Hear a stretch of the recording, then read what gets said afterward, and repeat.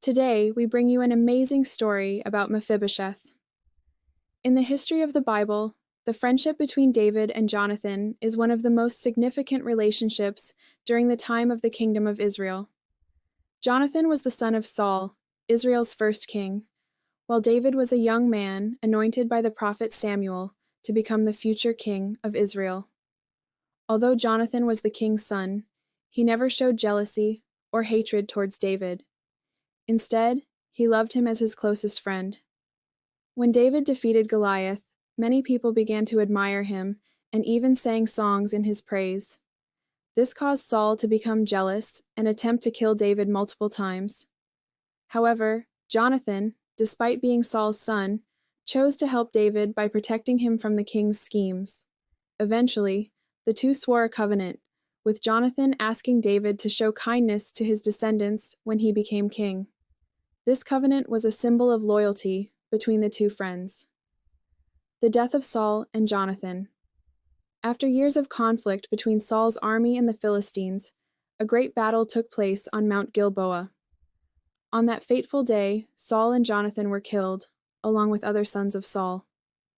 The news of their deaths spread throughout the nation, and many people fled in fear of the change in leadership.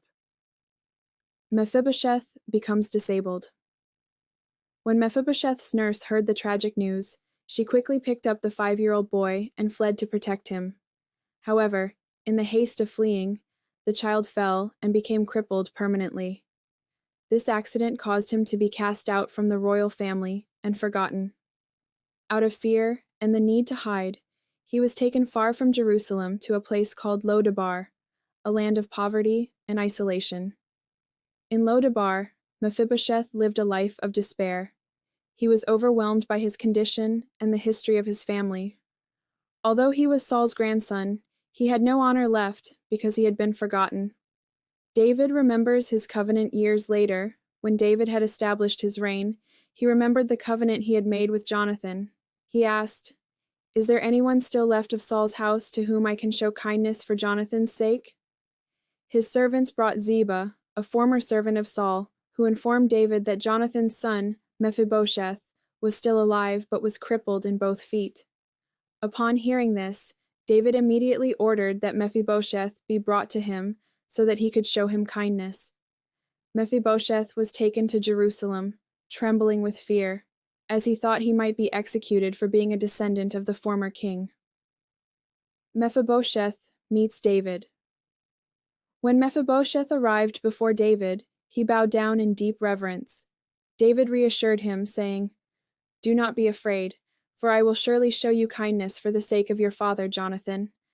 I will restore to you all the land that belonged to your grandfather Saul, and you will always eat at my table."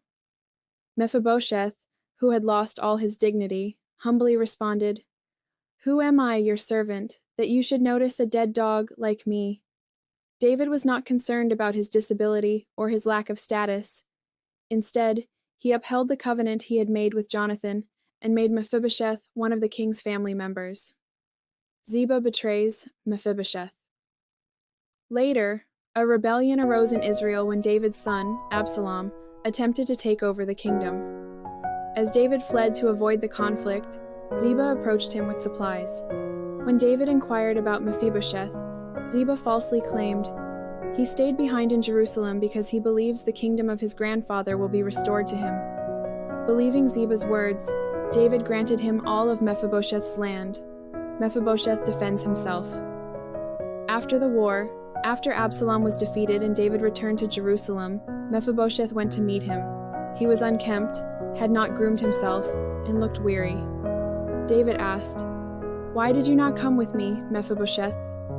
He explained, "Ziba deceived me and slandered me before you." Instead of fully restoring his land, David ruled that Mephibosheth and Ziba would divide the property. Mephibosheth, however, showed great humility, saying, "Let him take everything, now that my lord the king has returned safely." Mephibosheth's life after everything.